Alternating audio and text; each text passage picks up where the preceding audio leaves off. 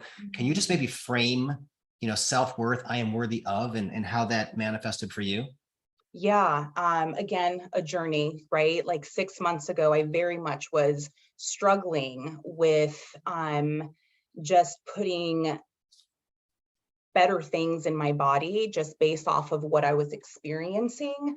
Because we do correlate what is going on with us outside of ourselves. And so a lot of it came and continues to come from of just scarcity, I would say. And so understanding that I no longer live in scarcity, understanding that that is not part of me because I know the type of person I am, and I'm able to create what I want for myself and for my kids. So understanding my power, understanding what I'm able to do for self and not having to gravitate for others to do that for me. Even within the past 2 weeks of just like waking up early, meditating, giving thankfulness of just like what I have and what I've been able to accomplish. And then, it's like when the chatter just stops and you're able to actually open up your eyes and see what is in front of you.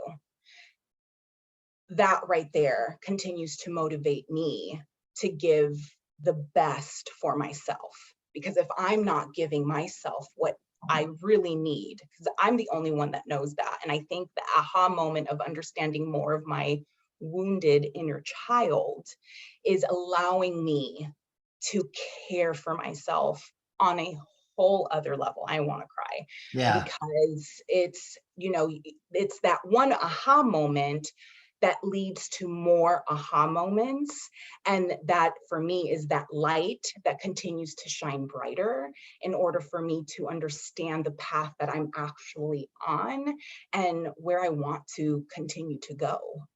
Yeah. And so I think part of this is also the stories we tell ourselves, like our self-talk. It's a big inside out alignment is a lot about self-talk. And so if you've grown up in an environment where your self-talk has been negative and lacking, I don't deserve, therefore everything is lack. It's a fixed mindset, if you will. We can kind of, move into growth mindset. But Mhm, I talk a lot with my clients about the importance of consistent positive self-talk.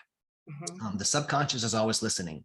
I've said mm, that the subconscious is your dutiful servant. No matter what you tell yourself, your subconscious, it listens. So if you mm, are weak and don't deserve this, and I'm this negative, I'm that negative, subconscious is like, okay, I'll make sure I manifest that in your life, right?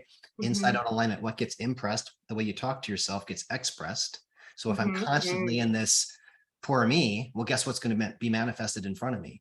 So tell us a little bit about your journey in just that that necessity of positive self-talk on a consistent basis. mhm.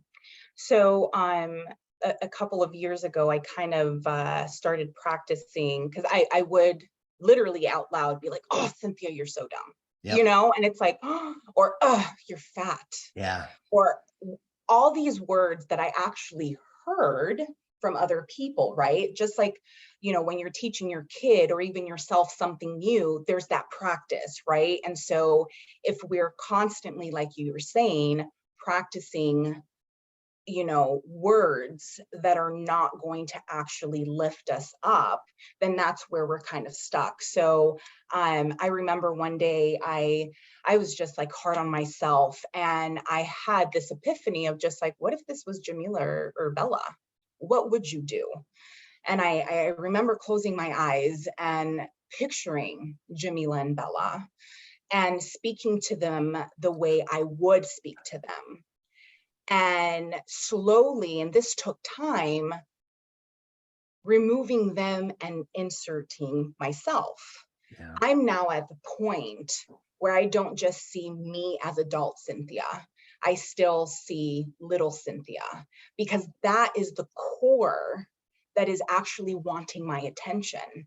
I'm out here reacting a certain way because I want people to see who I am, where at the end of the day, little Cynthia just wants to be seen by me. Oh, when I put that together, and again, this is a lot of it's recently, little growths, little steps that have led me to the thinking that I am in now, where I'm just like, oh, got it. You know, the way I do speak to myself tremendously impacts how I'm going to move the next or do the next step, you know? And so and it could be anything. It doesn't even have to be your child. It could be your dog, you know, because you look at dogs, there's some that are very, very fearful, and there are others that will just go up to anyone and just love. And you Right. look at the owners, and depending on how they are, you're like, oh, okay, because energy feeds off of energy. Yeah. And so, you know, whatever it may be, if you want positivity to be out there, I mean, it starts within yourself.